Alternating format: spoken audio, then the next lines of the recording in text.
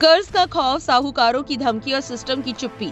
महाराष्ट्र में किसान ने जिंदा रहने के लिए बेचा अपना गुर्दा। क्या है पूरा मामला, बताएंगे आपको इस खबर में।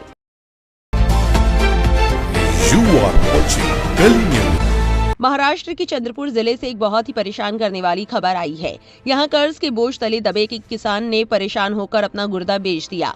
किसान का नाम है रोशन कुले। 36 साल के रोशन मिंठूर गांव के रहने वाले हैं। रोशन का कहना है कि साहूकारों ने उसे इतना परेशान किया कि वो कंबोडिया जाकर अपना गुर्दा बेचने पर मजबूर हो गए। बीबीसी मराठी से बात करते हुए रोशन के पिता शिवदास कुले ने बताया, मेरा बेटा दूध का कारोबार करता था, लेकिन कोविड के समय वो ठप हो गया। बाद में लंबी बीमारी से हमारी 6 गाय मर गई। ये 2021 की बात है। इलाज के लिए हमने 2 साहूकारों से 50-50 हजार रुपए का कर्ज लिया था, यानी कुल 1 लाख रुपए। कर्ज चुकाने के लिए फिर हमें दूसरे साहूकार से उधार लेना पड़ा। ब्रह्मपुरी में 6 साहूकारों का एक गिरोह है। ये लोग उधार लेने वालों को मजबूर करते हैं कि पहले वाला कर्ज चुकाने के लिए किसी और साहूकार से पैसा ले। उन्होंने आरोप लगाया कि साहूकार घर पर आकर धमकाते थे, गाली गलौज करते थे और मारपीट की धमकी भी देते थे। रोशन बैंक ऑफ इंडिया में बिजनेस कॉरेस्पॉन्डेंट के रूप में भी काम करता था। साहूकार वहां भी पहुंच जाते और बकाया कर्ज को लेकर उन्हें गाली देते। उनके पिता का दावा है कि इसी वजह से रोशन ने नौकरी भी छोड़ दी। एफआईआर के मुताबिक 1 लाख का कर्ज बढ़कर 50 लाख रुपए हो गया। इसे चुकाने के लिए किसान ने अपनी जमीन बेच दी। करीब 3/4 एकड़ जमीन साहूकार के नाम कर दी गई। घर का 6 तोला सोना भी बेच दिया गया। इसके बावजूद भी कर्ज पूरा नहीं उतरा। आखिरकार रोशन ने अपना गुर्दा बेचने का फैसला किया। आरोप है कि वो कंबोडिया गए और अपना गुर्दा 8 लाख रुपए में बेच दिया। रोशन ने आरोप लगाया है कि साहूकारों ने मुझे कहा कि गुर्दा बेचकर पैसा दो, इसी वजह से मैंने गुर्दा बेचा।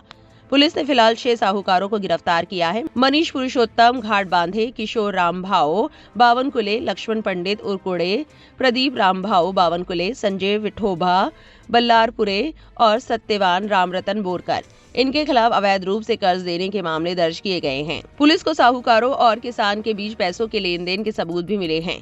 अभियुक्तों को ब्रह्मपुरी कोर्ट में पेश किया गया और उन्हें पुलिस कस्टडी में भेज दिया गया। स्थानीय मीडिया को दिए इंटरव्यू में किसान रोशन कुले को कहते हुए देखा जा सकता है कि साहूकारों के कर्ज की वजह से उन्होंने अपना गुर्दा बेचा। उनका कहना है कि वो पिछले 4 महीने से न्याय की मांग कर रहे थे, लेकिन उनकी शिकायत दर्ज करने को कोई तैयार नहीं था। उसकी सिर्फ एक ही मांग है, मुझे मेरा पैसा वापस चाहिए।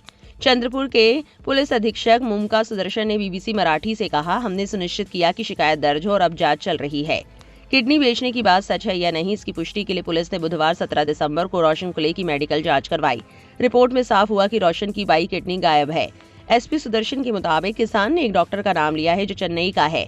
आरोप है कि इस डॉक्टर ने किडनी बेचने में किसान की मदद की और उसके साथ कंबोडिया तक गया। अब पुलिस ये जांच कर रही है कि डॉक्टर की इसमें कोई भूमिका थी या नहीं। एसपी ने ये भी कहा कि पुलिस जांच कर रही है कि किडनी सिर्फ साहूकारों का कर्ज चुकाने के लिए बेची गई या किसी निजी वजह से। क्या साहूकार सीधे तौर पर इसके लिए जिम्मेदार थे?